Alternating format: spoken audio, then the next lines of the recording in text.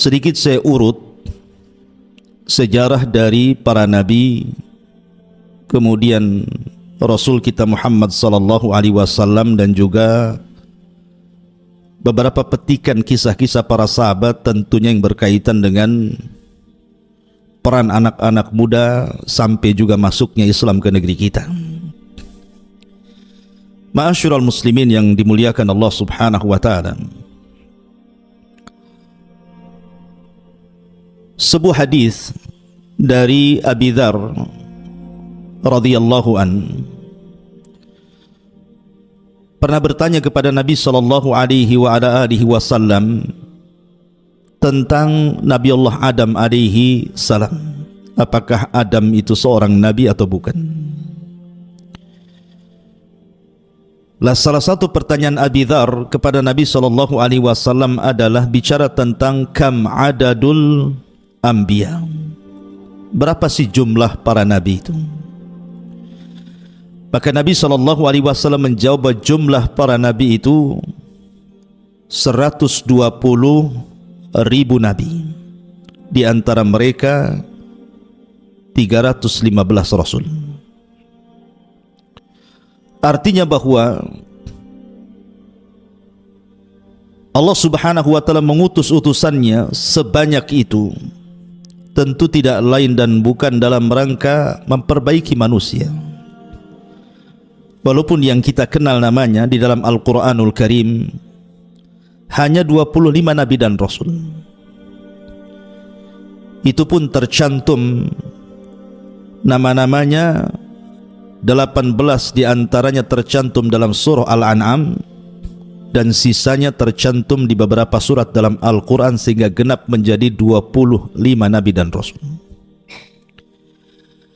Dari 25 nabi dan rasul pun tidak semua dikisahkan dalam Al-Quran. Ada yang hanya disebut namanya tapi tidak ada kisahnya. Seperti contohnya Al-Yasa, Dzulkifli, Ilyas. Itu tidak ada kisahnya tapi namanya disebutkan dalam Al-Quran. Atau ada nabi itu yang hanya dikisahkan secara global saja, seperti kisah Nabi Syuaib, Nabi Saleh, Nabi Lut gitu ya. Tapi ada juga nabi luar biasa.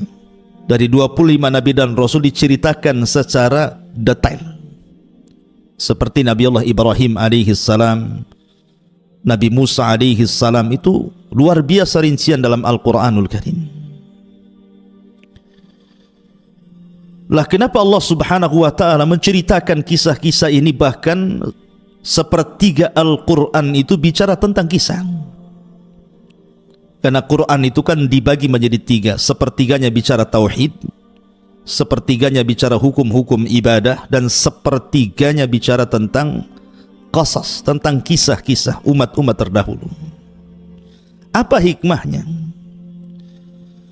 Allah Subhanahu wa taala berfirman di dalam Al-Quranul Karim, di antara hikmahnya adalah wa kullan naqussu 'alaika min amba'ir rusul ma nuthabbitu bihi fuadak. Dan kami kisahkan kepadamu wahai Muhammad tentang kisah-kisah para rasul, kisah-kisah para nabi sebelummu, itu dalam rangka memantapkan hatimu. Dan ibrah dalam Al-Quran itu bukan hanya khitabnya kepada Nabi SAW saja, tetapi juga khitabnya kepada kita sebagai umatnya. Seolah-olah Allah Subhanahu wa taala ingin katakan, ketika Allah Subhanahu wa taala menceritakan para nabi dan rasul dalam Al-Quran itu, ada sebuah pelajaran besar. Ketika Allah Subhanahu wa taala umpamanya menceritakan tentang kisah Nabi Nuh, ada pelajaran besar bagaimana kesabaran Nabi Nuh dalam menghadapi dakwah terhadap kaumnya. Maka itu akan dialami oleh setiap para pendakwah. Ketika Allah Subhanahu wa taala mengkisahkan kisah Nabi Ayyub alaihi salam, seolah-olah Allah ingin memberikan pelajaran kepada kita bahwa kita dituntut untuk sabar ketika mendapatkan musibah. bagaimana Ayub sabarnya ketika diberikan musibah oleh Allah Azza wa Jal berupa penyakit. 18 tahun dia sabar dengan penyakitnya.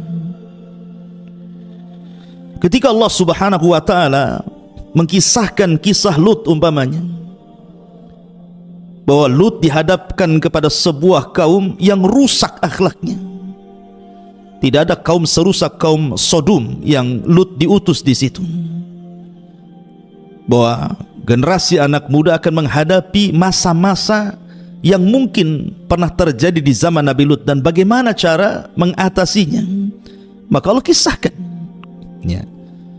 Atau seperti Allah Subhanahu wa ta'ala mengkisahkan umpamanya kisah Nabiullah Ibrahim alaihi salatu wassalam, bagaimana Ibrahim anak muda yang tangguh ketika berhadapan dengan Namrud, dan itu akan dialami oleh setiap para duat dan para dai, dan begitu seterusnya. Artinya bahwa tidak ada yang tidak ada pelajarannya ketika Allah Subhanahu wa ta'ala mengkisahkan para nabi, terutama kisah Nabi kita Muhammad sallallahu alaihi wasallam. Banyak pelajaran, bahkan syarat pelajaran yang Anda akan dapati ketika kita bicara tentang kisah sosok manusia terbaik umat ini, Rasul Muhammad sallallahu alaihi wasallam. Nanti saya akan uraikan kisah-kisah, pelajaran-pelajaran khususnya untuk membangkitkan generasi anak muda di zaman sekarang, bagaimana menghadapi fitnah yang sudah menyebar di tengah-tengah kita. Ma'asyiral muslimin yang dimuliakan Allah Subhanahu wa ta'ala, kalau kita melihat beberapa kisah dalam Al-Quranul Karim yang berkaitan dengan peran anak muda atau generasi muda, itu luar biasa. Al-Quran itu menceritakan tentang kisah-kisah anak-anak muda yang kita bisa petik pelajarannya. Yang pertama, Anda bisa baca dalam surah Al-Anbiya ayat 58 atau 60 sampai 58 sampai 60. Ketika Allah Subhanahu wa ta'ala mengkisahkan sosok anak muda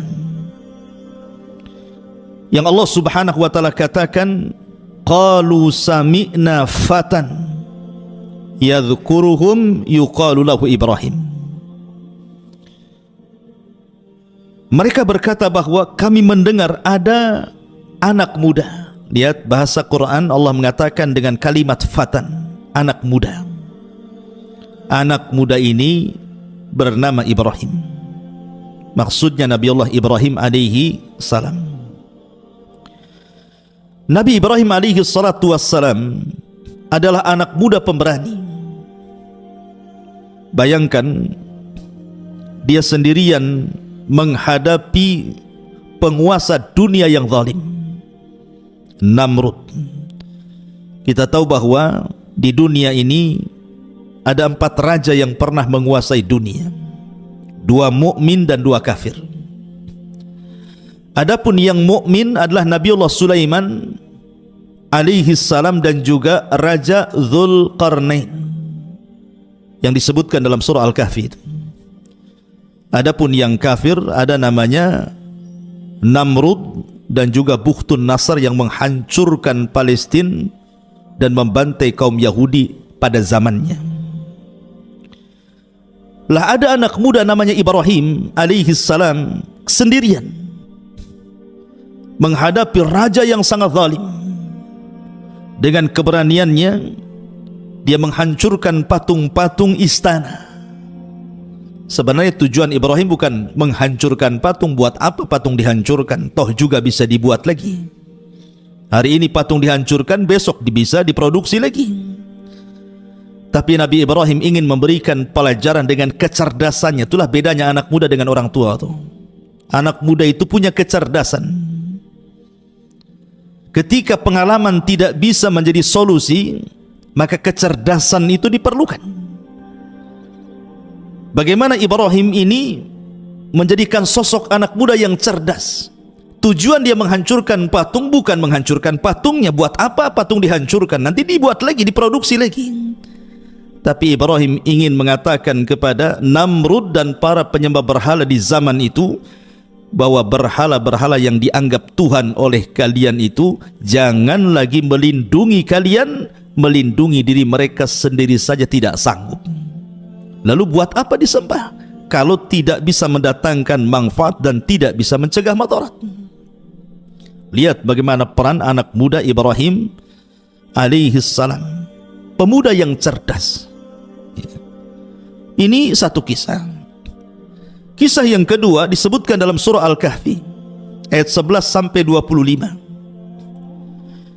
Ketika Allah Subhanahu wa taala menceritakan tentang 7 anak muda. Allah Subhanahu wa taala berfirman, "Idz awal fityatu ilal kahfi faqalu Rabbana atina min ladunka rahmatan wa hayyi' lana min amrina rasyada." Ingatlah ketika para pemuda, sekali lagi Allah menyebutnya dengan kalimat para pemuda, bukan orang tua. Ini generasi-generasi muda di zaman itu.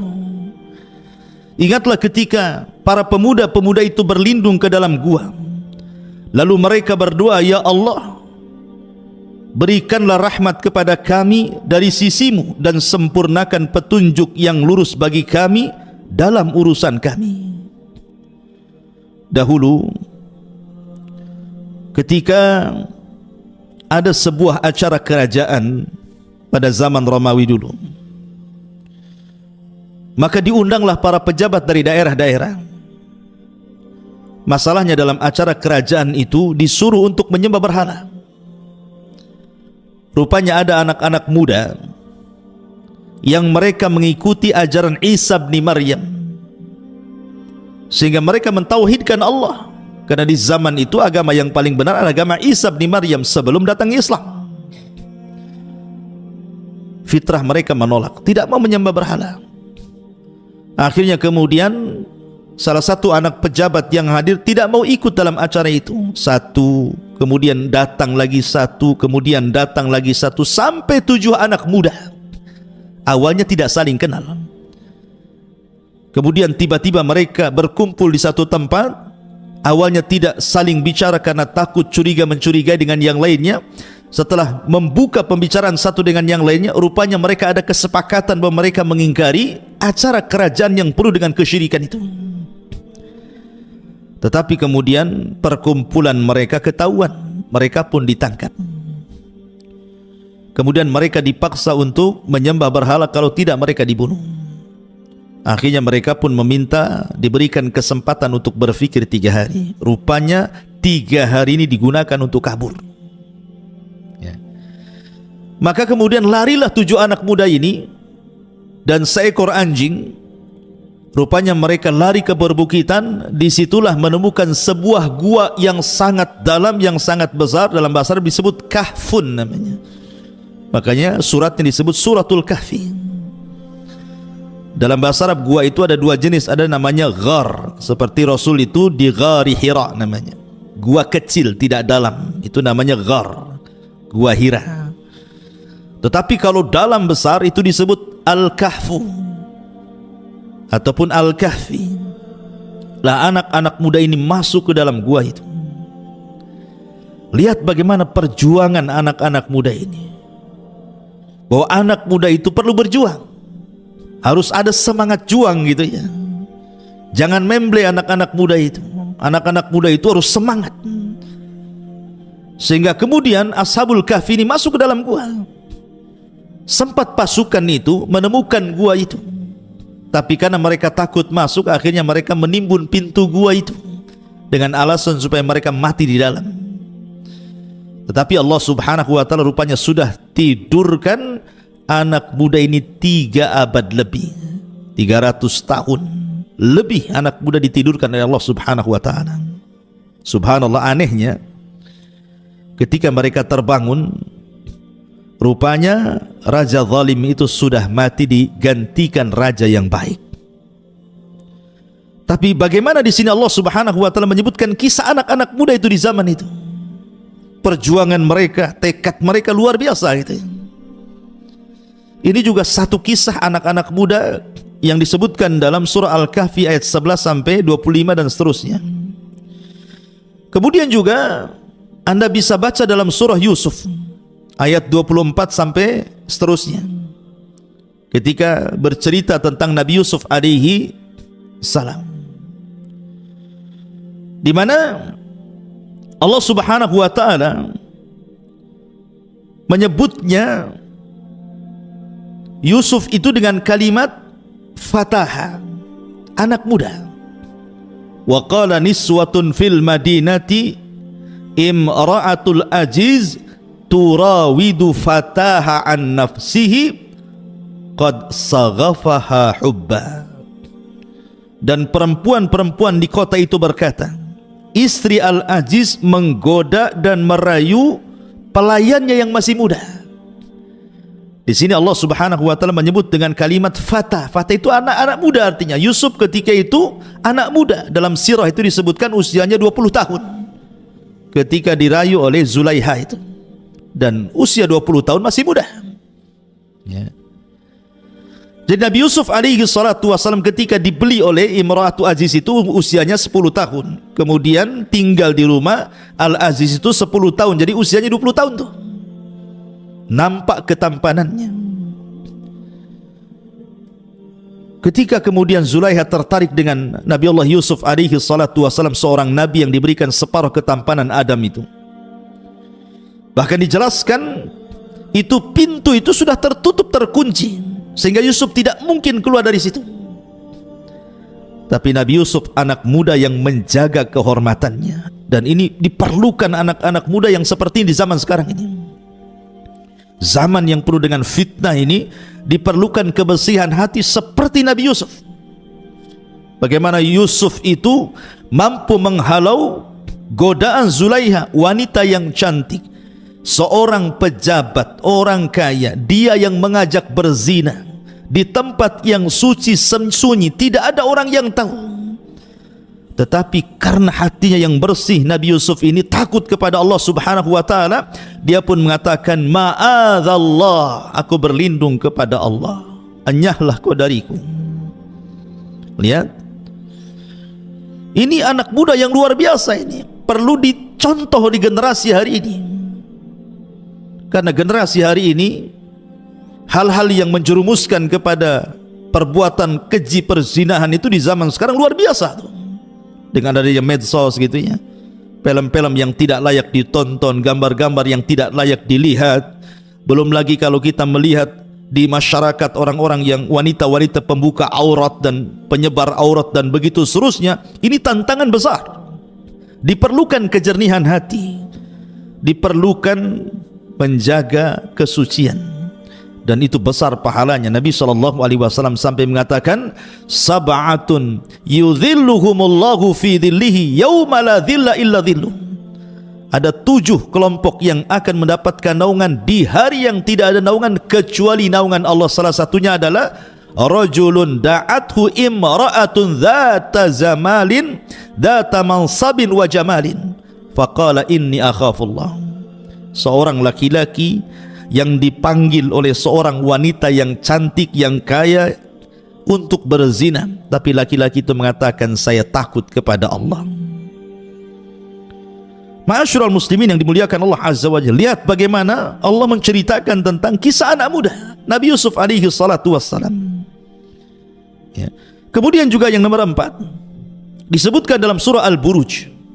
Disebutkan dalam surah Al-Buruj, Allah Subhanahu wa taala mengatakan, kutila ashabul uhdud an-nari dhatil waqud idhum 'alaiha qu'ud wa hum 'ala ma yaf'aluna bil mu'minina syuhud wa ma naqamu minhum illa an yu'minu billahil azizil hamid.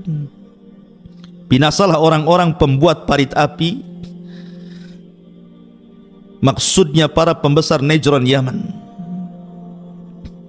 An-nari dhatil waqud, ketika api dinyalakan dengan sangat besar, ketika mereka duduk dan melihatnya, sedangkan mereka menyaksikan apa yang mereka perbuat terhadap orang-orang yang beriman yang sedang dibakar, dan mereka menyiksa orang-orang itu hanya karena orang-orang mukmin yang beriman kepada Allah yang maha terpuji dan lagi maha perkasa.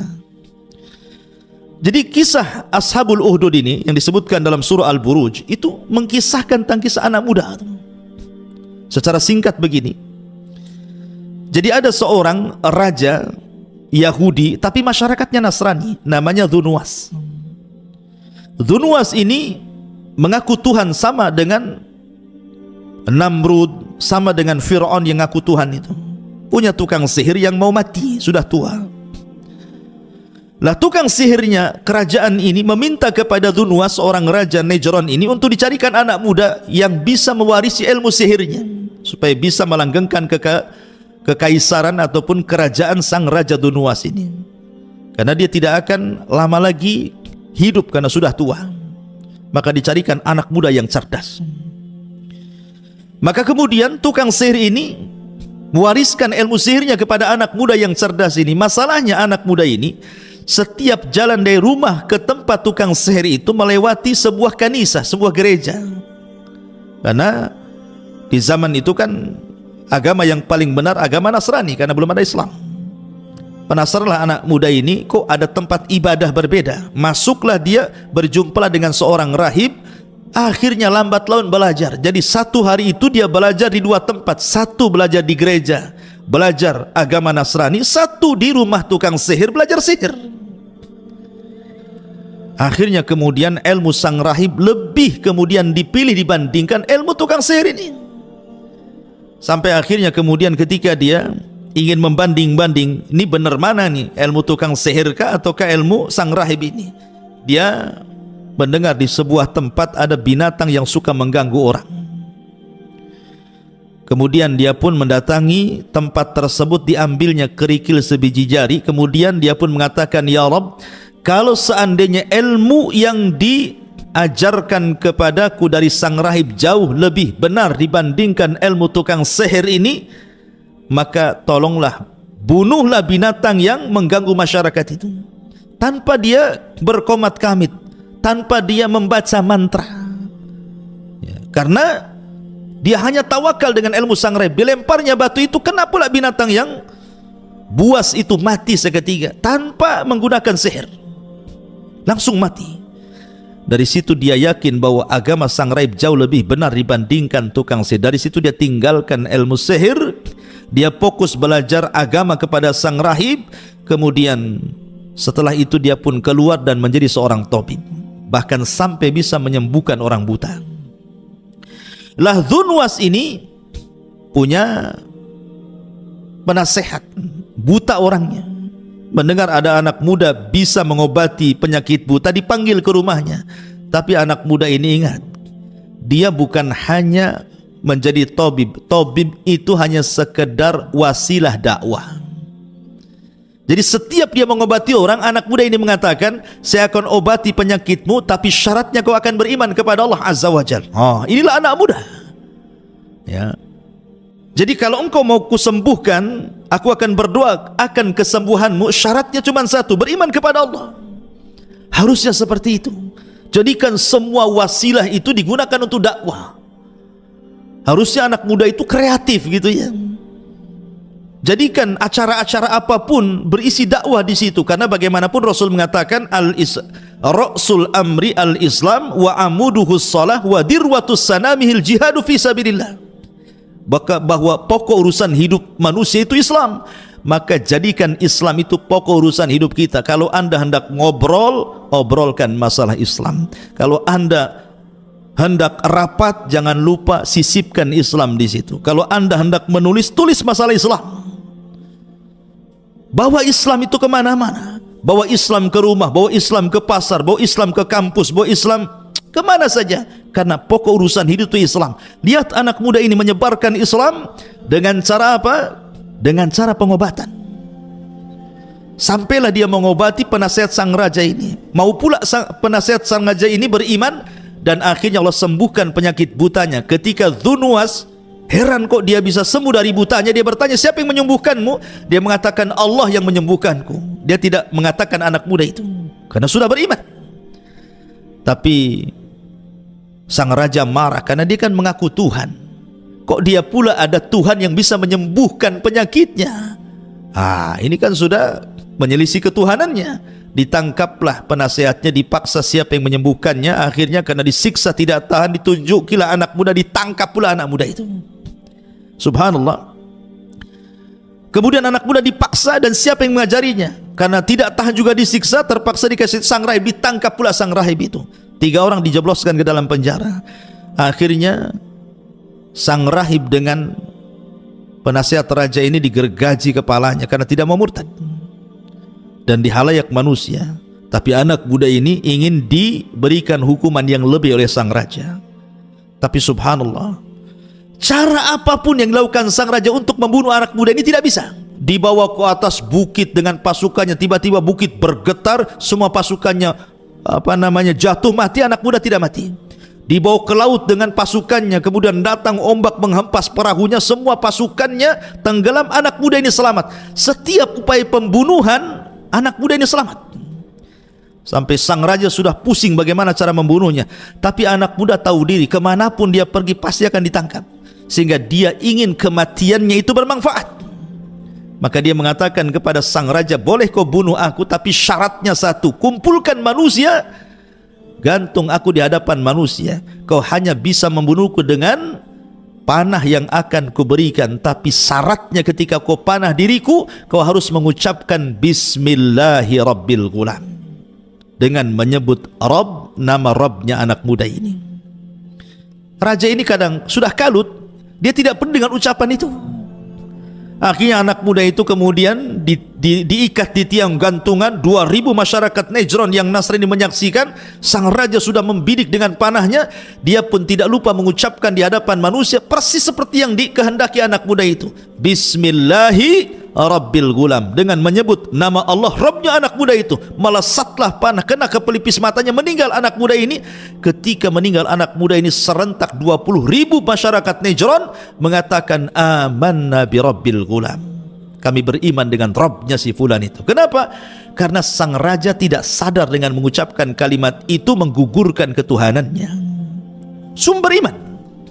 Harusnya anak muda itu lebih banyak manfaatnya, gitu maksudnya. Mati satu, tumbuh 20.000, makin stres raja.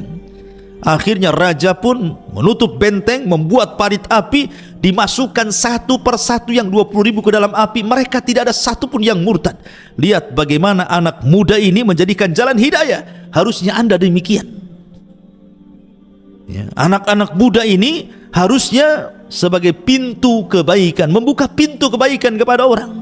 Makanya Rasul mengatakan ketika ditanya siapa manusia yang paling manfaat itu wahai Rasul, kata Rasul, anfa'uhum linnas, orang yang paling bisa memberikan manfaat kepada manusia. Ini dalam surah Al-Buruj. Kemudian dalam surah Al-Kahfi ayat 61 sampai 65 juga disebutkan kisah anak muda. Allah Subhanahu wa taala berfirman, wa idz qala Musa li fatah la abrah hatta ablugha majma'al bahraini aw amdi hukuba. Dan ingatlah ketika Musa berkata kepada pembantunya anak muda. Fatah itu artinya anak muda. Aku tidak akan berhenti berjalan sebelum sampai ke pertemuan dua lautan, atau aku akan berjalan terus bertahun-tahun antah berantah. Jadi begini cerita kisahnya. Suatu ketika Musa berceramah di depan Bani Israel. Tiba-tiba kemudian ada orang mengatakan, wahai Musa, adakah orang yang lebih alim dari kamu? Musa lupa mengucapkan insya Allah, langsung mengatakan tidak ada. Ucapan Musa ini tidak salah, karena memang di zaman itu tidak ada orang lebih alim dibandingkan Musa. Bagaimana tidak? Dia ulul azmi, dia kalimullah, dia rasul, dia nabi, orang mulia. Tapi bagaimanapun Musa manusia, harusnya dia mengatakan insya Allah tidak ada. Tapi dia lupakan kalimat insya Allah. Akhirnya Allah pun hukum Musa dan mengatakan ada. Di sana ada seorang nabi namanya Khidir. Kau harus belajar sama dia. Maka berangkatlah Musa bersama pembantunya yang masih muda. Al-Quran tidak menyebutnya nama, hanya mengatakan wa idz qala Musa li fata, bahwa Musa berkata kepada pembantunya anak muda itu. Ahli tafsir mengatakan maksud fata di sini artinya Yusa ibn Nun. Itulah yang kesana kemari bersama Nabi Musa alaihi salam. Kisahnya memang tipis sekali disebutkan dalam Al-Quran, tidak terlalu banyak, bahkan tidak disebut namanya, hanya diiringkan dengan kisah Nabi Musa ketika bicara tentang Nabi Khidir. Yang ingin saya katakan, Anda tahu siapa Yusha ibn Nun? Memang kisahnya hanya diselipkan dalam kisah Nabi Musa ketika belajar kepada Khidir, tetapi dia punya prestasi yang jauh lebih hebat dibandingkan Musa dan Harun. Yusha ibn Nun ini, apa prestasinya coba? Ketika Nabi Musa alaihi salatu wassalam membawa Bani Israel diselamatkan dari perbudakan Fir'aun, diseberangkan di Laut Merah, dan mereka melihat Fir'aun ditenggelamkan dengan kedua mata mereka. Kemudian ketika sampai di depan gerbang bumi Ariha, kota tertua di dunia sebelum masuk ke Palestina, ke Baitul Maqdis, di situ sudah ada para penghuni dari kaum Kan'aniyun, kaum keturunan Ad, orangnya besar-besar, menghuni Ariha, dan itu pintu masuk ke Baitul Maqdis. Artinya Musa tidak bisa membebaskan Baitul Maqdis kecuali harus memerangi orang-orang Kan'aniyun yang ada di negeri itu. Maka diutuslah mata-mata. Rupanya mata-mata ini melihat bagaimana badan posturnya orang-orang yang berada di Ariha itu besar-besar. Ketakutan mereka, macam mana kita akan menghadapi kaum yang raksasa ini, katanya. Akhirnya Musa mengatakan, jangan ceritakan kepada pasukan, nanti mereka ketakutan. Tapi mereka berkhianat, hanya 2 orang yang tidak menceritakan, salah satunya Yusha ibn Nun. Yang lainnya malah kemudian membuat ketakutan di tengah-tengah Bani Israel sehingga mereka tidak mau perang.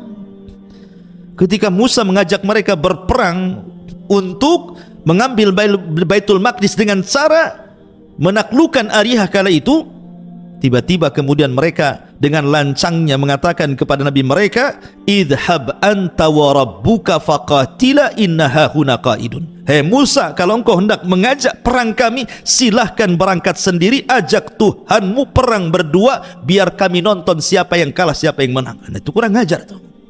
Bani Israel ngomong begitu sama nabinya, ya. Akhirnya kemudian Allah pun azab Bani Israel. Terpaksa mereka harus dibuat linglung di negeri yang disebut dengan Ardute. Mereka tidak bisa keluar dari situ, di gurun pasir, panas, kering, kelontang, gak ada tumbuhan, gak ada tanaman. 40 tahun mereka tinggal di situ. Sampai Musa meninggal di situ, Harun pun meninggal di situ. Tidak bisa merebut Baitul Maqdis. Baru datang generasi pemberani dipimpin Yusha ibn Nun. Bayangkan, tadinya seorang pembantu Nabi Musa, tapi karena kemana-mana bersama Nabi, akhirnya diangkat jadi Nabi juga. Yusha ibn Nun diangkat jadi Nabi. Nabi Yusha ibn Nun, dialah yang memimpin generasi setelah Musa dan Harun dan berhasil merebut Baitul Maqdis. Bahkan satu-satunya Nabi yang memiliki mukjizat mampu menahan matahari, dialah Yusha ibn Nun. Ketika peperangan itu masuk ke hari Sabtu, hampir matahari tenggelam dan masuk ke hari Sabtu, sementara orang-orang Yahudi itu sangat memuliakan hari Sabtu, tidak boleh ada perang. Maka Yusha tidak mau menghentikan perang. Dia pun mengatakan kepada matahari, wahai matahari, kau diperintah Allah, aku juga diperintah Allah, maka jangan kau tenggelam dulu sampai perang ini dimenangkan. Matahari itu diam, tidak mentenggelam sampai betul-betul dimenangkan, baru tenggelam. Nah, itulah mukjizatnya Yusha ibn Nun, ya. Tapi lihat bagaimana Yusha ibn Nun ini anak muda yang kisahnya itu hanya ditempelkan di kisah Nabi Musa dengan Khidir, tapi prestasinya melebihi Nabi Musa. Bisa memerdekakan Baitul Maqdis. Dia tidak dikenal. Ya, begitulah anak muda. Anda tidak mesti harus dikenal, tetapi prestasi itulah yang menentukan kesuksesan Anda. Harusnya seperti itu. Gak apa-apa gak dikenal orang, tapi prestasinya dikenal. Itulah generasi anak muda namanya. Buat prestasi yang membanggakan kepada umat ini. Apa prestasi Anda itu? Ma'asyiral muslimin yang dimuliakan Allah Subhanahu wa taala. Ini 5 kisah yang disebutkan dalam Al-Quran, semua bicara tentang anak muda. Kemudian yang terakhir, kisah Nabi kita, Nabi Muhammad sallallahu alaihi wasallam, uswatun hasanah. Karena Quran hanya menyebut uswatun hasanah di 3 ayat, berbicara kepada 2 nabi, pertama Ibrahim, yang kedua Rasul kita Muhammad sallallahu alaihi wasallam. Lihat bagaimana perjalanan kehidupan Nabi sallallahu alaihi wasallam. Subhanallah. Kalau Anda meneliti kisah Nabi sallallahu alaihi wasallam, luar biasa. Seandainya saya menceritakan kisah Nabi Muhammad sallallahu alaihi wasallam dari awal sampai akhir dengan cara rinci. Mungkin usia saya sudah meninggal, kisahnya belum selesai. Kalau betul-betul dikisahkan gitu ya, mulai daripada akhlaknya, kehidupannya, dan begitu seterusnya, luar biasa. Sebelum diangkat menjadi nabi saja, Nabi sallallahu alaihi wasallam itu anak muda yang dikenal akhlaknya luar biasa, sadiqul amin, orangnya sadik, jujur, dan juga amanah. Bayangkan, ketika usia 12 tahun, Nabi sallallahu alaihi wasallam itu diajak oleh pamannya Abu Talib untuk berdagang ke Syam. Tetapi masalahnya ketika sampai di perbatasan Syam, rupanya dicegat oleh seorang Buhaira, seorang rahib namanya Buhaira Rahib. Ini seorang pastor yang sangat ekstrim gitu ya. Kalau melihat sirahnya gitu, dia diusir oleh pastor-pastor yang lain karena terlalu ekstrim ya, karena terlalu memegang ajaran Nasraninya itu di zaman itu.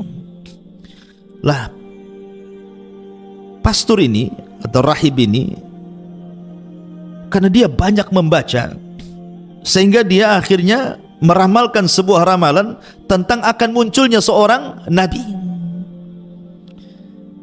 Kemudian ketika pada waktu Rasul berjalan dengan Abu Talib, rupanya tanda-tanda itu ada. Makanya dia kemudian menunggu di perjalanan, setiap ada kafilah yang datang dari negeri Arab ke Syam, dicegat. Kemudian dilihat ada nggak tanda-tanda kenabian. Sampailah ketika kafilah Abi Talib kemudian berpapasan dengan dia, dilihat ada tanda-tanda yang aneh, dihentikan, kemudian diajak makan. Rupanya betul apa yang selama ini ditunggu-tunggu tentang kemunculan seorang nabi, nabi itu sudah ada di hadapannya. Rasul ketika itu masih usia 12 tahun. Apalagi ketika melihat stempel kenabian yang ada di bahu Rasul, maka makin jelaslah bahwa dia seorang nabi. Dari situ kata Buhaira Rahib, sebaiknya jangan kau lanjutkan perjalanan wahai Abu Talib ke Syam, sebab kalau orang-orang Yahudi di Syam tahu dia bakal seorang nabi, akan dibunuh dia. Sebaiknya pulang lagi. Maka Nabi SAW tidak jadi ke Syam, kemudian pulang lagi. Tetapi Nabi SAW usia 12 tahun ya, usia 12 tahun itu kalau sekarang mungkin baru SD, SMP aja belum. 12 tahun itu belum lulus SD kan. Tapi Nabi SAW sudah pekerja keras. Ketika dia tidak bisa dilatih berniaga ke Syam, ingat orang Arab itu, orang Mekah khususnya di zaman itu, yang namanya dunia perdagangan itu sudah mengakar dan mengurat di darah-darah mereka. Memang mereka luar biasa, pakar-pakar dagang. Sampai Allah Subhanahu wa taala abadikan kebiasaan mereka dengan firman-Nya, li'ila fi Quraisyin ila fihim rihlatas syita'i was-saif. Jadi kebiasaan orang-orang Mekah di zaman itu suka rihlah, melakukan perniagaan di musim dingin dan musim panas, ke Syam dan juga ke Yaman ya.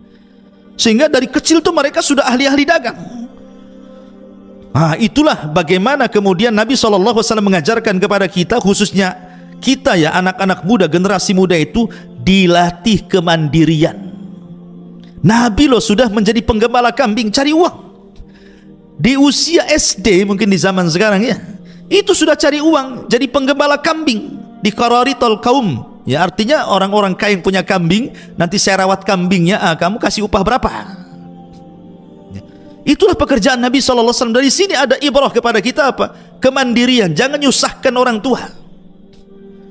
Ini subhanallah, terkadang anak-anak muda di zaman sekarang dari SD, orang tua yang kasih biaya, masuk SMP gitu lagi, SMA iya, sudah jadi masuk juga ke universitas, sudah keluar masih nyusahkan orang tua. Kan ada orang kayak gitu tuh, masih minta la haula wala quwata illa billah. Harusnya kan mandiri gitu ya. Sudah terlampau lama dari SD sampai berkuliah ini, orang tua udah capek. Ada sebagian mereka menjual sawah mereka, ngutang sana sini untuk supaya generasi muda ini berpendidikan. Bukannya makin mandiri gitu ya, terkadang masih ada orang yang menengadahkan tangan pula, meminta-minta sama orang tuanya. Harusnya mandiri, harus seperti itu.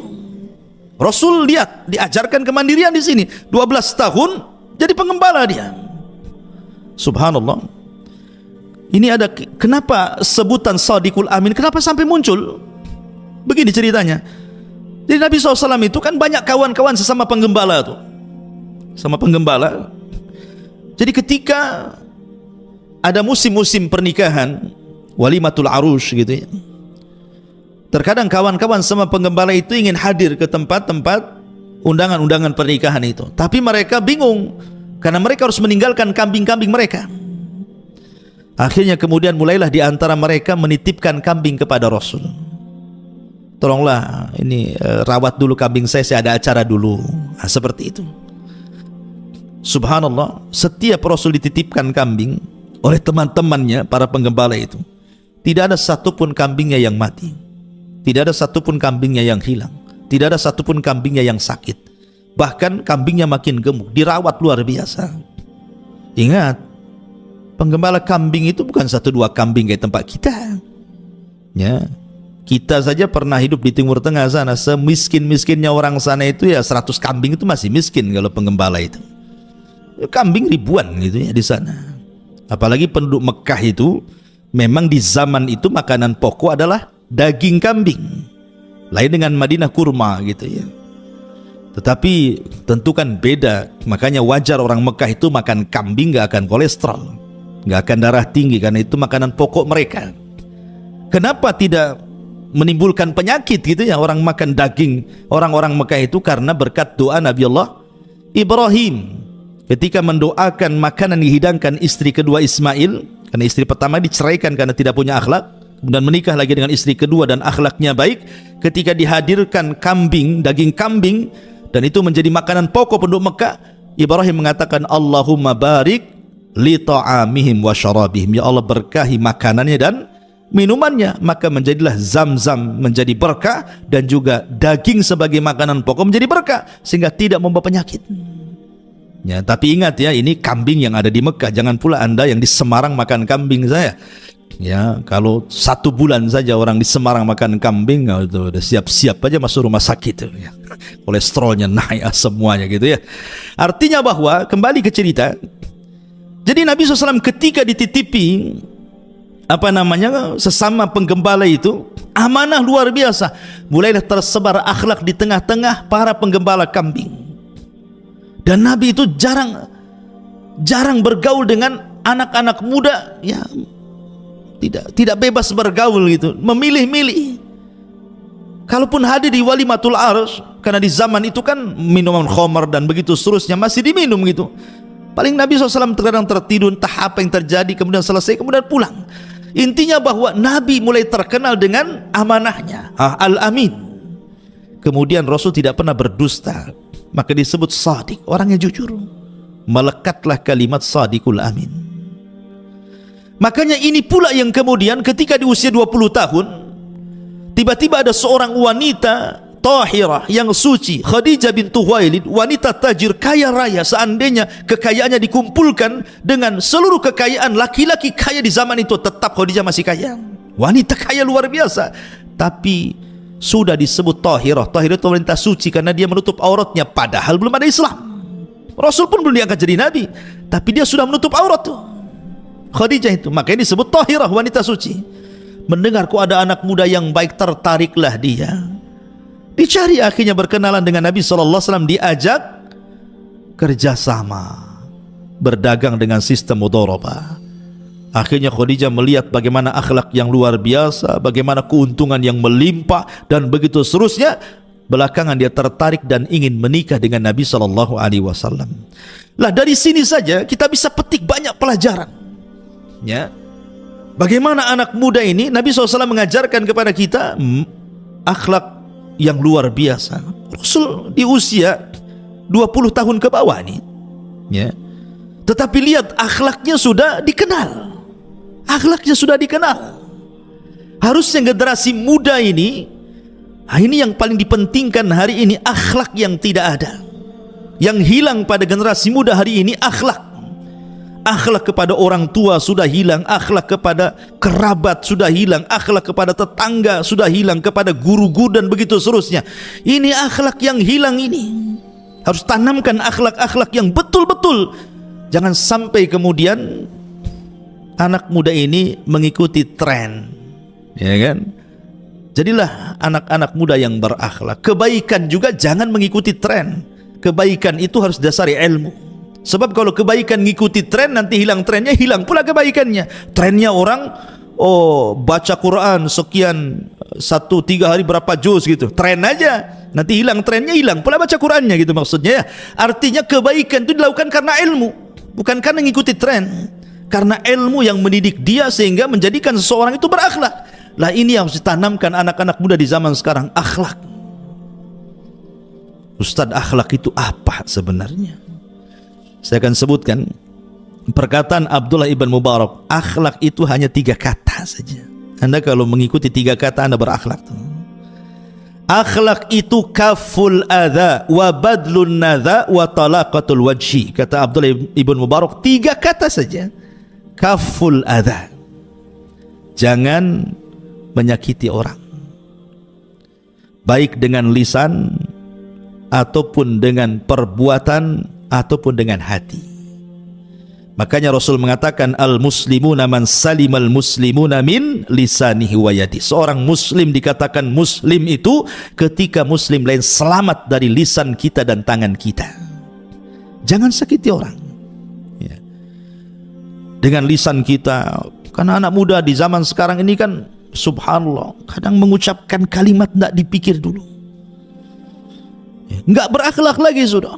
Wah, kalau sudah marah itu kalimat-kalimat binatang semua keluar. Cacian, makian, laknatan itu sudah biasa anak-anak muda zaman sekarang ini. Kesenggol sedikit sakit hati langsung memaki orang gitu. La haula wala quwata illa billah. Maka cerminan akhlak itu bisa menjaga lisan, tidak mengeluarkan kata-kata kecuali yang baik. Kalau tidak bisa diam. Atau perbuatan, atau mungkin hati, mudah suudon sama orang gitu ya. Kemudian yang kedua, badlun nadha. Kata Abdullah bin Mubarak, badlun nadha itu artinya mudah menolong. Anak muda sekarang mudah menolong. Harusnya mudah menolong. Apalah yang bisa saya bantu? Anda bisa ilmu, sebarkan ilmu. Anda bisa punya tenaga, dengan tenaganya, dengan jabatannya, dengan apanya. Apa yang bisa Anda lakukan untuk Islam, lakukan. Kemudian talaqatul wajhi. Jangan lupa punya wajah yang tidak menyeramkan orang. Mudah senyum, ya. Mudah senyum. Lihat bagaimana Nabi Allah Sulaiman ketika melihat senyum semut yang bicara kepada sesama semutnya. Ketika Sulaiman hendak berjalan dengan pasukannya, kata Raja Semut, masuklah kalian kepada lubang-lubang kalian. La yakhtimannakum Sulaiman wa junuduhu wa hum la yash'urun. Jangan sampai Sulaiman dan pasukannya menginjak kalian sementara mereka tidak tahu. Sulaiman paham bahasa binatang. Apa? Ketika mendengar Raja Semut ngomong begitu, fatabassama dhahika min qawliha. Sulaiman pun senyum dan tertawa kepada semut. Kalau semut saja disenyumi sama Sulaiman, ya harusnya sama orang lebih senyum lah kan begitu. Ya, tapi jangan pula kita ada semut senyum pula ke semut Anda gitu ya. Artinya bahwa di sini bagaimana Sulaiman mengajarkan akhlak senyum. Ya, senyum itu penting. Orang kalau biasa senyum pasti manis senyumnya. Orang kalau jarang senyum, sekali senyum itu pahit rasanya. Ini apa kok senyum? Ini ada masalah ini kan gitu. Ya. Ma'asyiral muslimin yang dimuliakan Allah Subhanahu wa taala. Intinya bahwa Nabi mengajarkan akhlak itu anak muda luar biasa. Makanya Rasul mengatakan bu'itsu liutammima makarimal akhlak. Makanya ketika dia diangkat jadi nabi dan rasul, tidak ada yang mencela akhlak Nabi. Tidak ada. Ketika Rasul diangkat jadi nabi dan rasul, tidak ada yang mencela akhlak Nabi. Ya. Nggak ada yang mencela akhlak Nabi. Mereka tidak menerima dakwah Nabi itu bukan dari segi akhlaknya, tapi dari segi konten dakwahnya. Mereka tidak mau dinasehati. Tidak, ketika Nabi SAW mengajarkan tauhid untuk meninggalkan berhala, mereka nggak mau itu saja. Mereka berpegang kepada ajaran anak nenek moyang mereka. Dan subhanallah, di zaman periode Mekah itu yang banyak masuk Islam anak muda. Orang tua itu susah masuk Islam. Abu Jahal, CS itu susah masuk Islam. Mereka lebih berpegang kepada nenek moyang mereka. Anak-anak muda itu yang masuk Islam. Abu Bakar, Umar, Utsman, al-asyaratul mubasysyiruna bil jannah. Kalau Anda tahu 10 sahabat yang dijadikan masuk surga itu semua anak muda. Yang usianya 30 tahun ke atas cuma 3 orang. Abu Bakar, Utsman, Abdurrahman Ibn Auf. Coba. Yang usianya 30 tahun ke bawah itu 5 orang. Bahkan yang usianya 20 tahun ke bawah itu 2 orang. Artinya itu anak-anak muda, dan semua menjadi pemimpin Islam. 10 sahabat injikan masuk surga itu semua menjadi pemimpin Islam, bukan pemimpin Arab, pemimpin Islam. Semua menorehkan sejarah dan semua mengajarkan pendidikan kepada generasi muda. Lihat Abu Bakar, Umar, Utsman, Ali, Tolha, Zubair. Subhanallah, kalau Anda membaca biografi mereka, luar biasa. Pelajaran besar bagi generasi muda itu. Ma'asyiral muslimin, coba. Nabi SAW berdakwah itu tidak lama, berbeda dengan nabi-nabi sebelumnya. Nuh berdakwah kepada kaumnya berapa tahun? Alfasanatin illa khamsina ama, 1000 dikurangi 50 tahun, berarti 950 tahun Nuh itu berdakwah. Setiap 20 tahun sekali baru dapat 1 pengikut, sehingga pengikutnya tidak banyak Nuh itu, yang di perahunya itu, walaupun menjadi cikal bakal manusia sampai hari ini. Makanya Nuh disebut Abul Bashari Tsani, bapak manusia kedua, karena semua manusia nasabnya kepada 3 putra Nuh. Tapi lihat dakwahnya Nabi Nuh, 950 tahun dengan berbagai macam metode, dari yang lembut sampai yang keras, dari mulai malam sampai siang. Da'autu laila wa nahara, aku berdakwah siang malam, kata Nuh. Tapi tidak diterima dakwahnya. Nabi SAW itu berdakwah cuma 23 tahun saja, 13 tahun di kota Mekah, 10 tahun di kota Madinah. Tapi tidaklah Nabi SAW wafat kecuali Rasul sudah mempersiapkan generasi-generasi anak muda, pemimpin-pemimpin masa depan kaum muslimin, dan semua bidang ada pada para sahabat Nabi. Apa yang dihajatkan kaum muslimin ada. Ini menunjukkan apa? Ilmu parenting namanya. Bagaimana Nabi SAW itu membuat pendidikan yang sangat berhasil. Tidak perlu belajar parenting ke barat itu. Nabi sudah mengajarkan, tidaklah Rasul wafat kecuali generasinya sudah ada. Semuanya berhasil. Yang dihajatkan kaum muslimin ada semua di para sahabat. Semua ada. Gak ada yang gak ada. Apa yang dihajatkan manusia ada semuanya di para sahabat. Siapa yang mendidik mereka? Nabi. Generasi sahabat, anak-anak muda luar biasa. Bahkan kalau Anda lihat para pakar hadis, itu semua anak muda. Ya. Ma'asyiral muslimin yang dimuliakan Allah Azza wa Jalla. Siapa para pakar hadis? Saya contohkan. Pakar hadis itu maksudnya yang banyak meriwayatkan hadis kepada kita: Abu Hurairah, Abdullah ibn Umar, Anas ibn Malik, Aisyah, Abdullah ibn Abbas, Jabir bin Abdullah, Abu Sa'id Al-Khudri. Ini 7 orang yang dikenal al-mukthiruna fil hadis, yang banyak meriwayatkan hadis Nabi sampai kepada kita ini, yang dikeluarkan oleh para pengeluar hadis Muslim, Bukhari, Abi Dawud, dan begitu seterusnya. Itu kebanyakan dari 7 sahabat ini. Mereka lah orang-orang yang banyak meriwayatkan hadis, di atas 1000 hadis, maksudnya gitu. Jadi sahabat-sahabat yang meriwayatkan hadis sampai kepada kita di atas 1000 hadis. Dan yang terbanyak adalah Abu Hurairah, 5000 hadis lebih gitu ya. Tapi kita lihat Abu Hurairah radhiyallahu an, anak muda. Ya. Abdullah bin Umar anak muda. Bahkan Abdullah bin Abbas itu berjumpa dengan Rasul cuma 3 tahun saja. Kemudian Rasul meninggal dunia. Tapi tidak menghalangi menjadi ulama dunia. Abdullah bin Abbas itu anak muda. Usia 13 tahun Rasul sudah meninggal. Karena ketika dia dibawa oleh bapaknya Abbas itu dari Mekah ke Madinah pada tahun 7 Hijriah, baru berjumpa dengan Rasul di usia 10 tahun.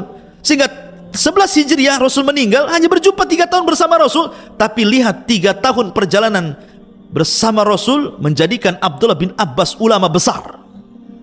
Hanya 3 tahun saja. Menunjukkan kegigihan Abdullah bin Abbas tentunya dalam belajar. Ya, dalam belajar. Anas bin Malik menjadi pembantu Rasul gitu ya, di usia 10 tahun sampai wafatnya Nabi. Jadi ulama besar. Jabir bin Abdullah, Abu Sa'id Al-Khudri, bahkan Ummul Min Aisyah radhiyallahu anha, ini semua usia-usia muda tuh. Usia muda, cerdas, berkualitas, dan juga menorehkan banyak sejarah. Lah harusnya anak-anak muda seperti itu. Ada satu kisah menarik. Jadi di zaman Nabi Shallallahu Alaihi Wasallam, ini di zaman sahabat, anak-anak sahabat, anak-anak para sahabat Nabi Shallallahu Alaihi Wasallam, usianya masih muda-muda, masih belasan tahun, ya, mungkin usia SMP lah di zaman sekarang ini.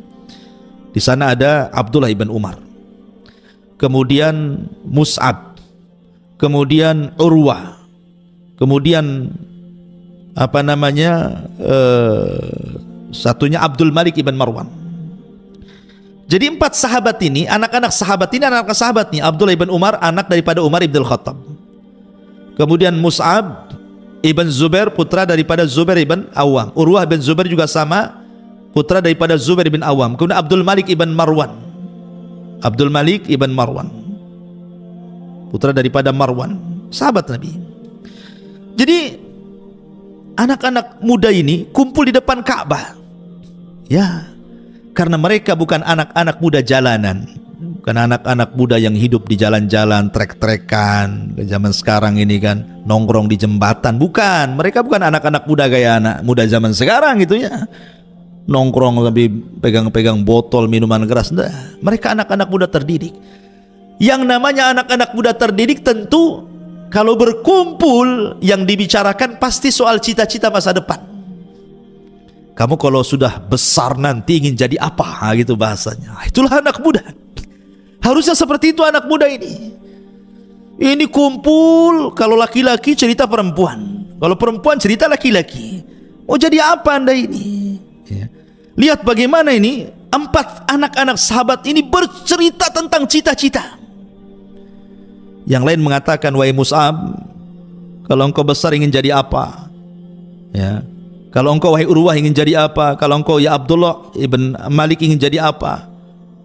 Maka kata Mus'ab, dia mengatakan, kalau aku besar, aku ingin menjadi orang besar dan menikahi 2 wanita dari pembesar, Aisyah bintu Tolha dan Sakinah bintul Hasan. Ada Urwah mengatakan, kalau aku tidak, aku ingin menjadi ulama yang diambil ilmunya. Ini luar biasa. Apa kata Urwah?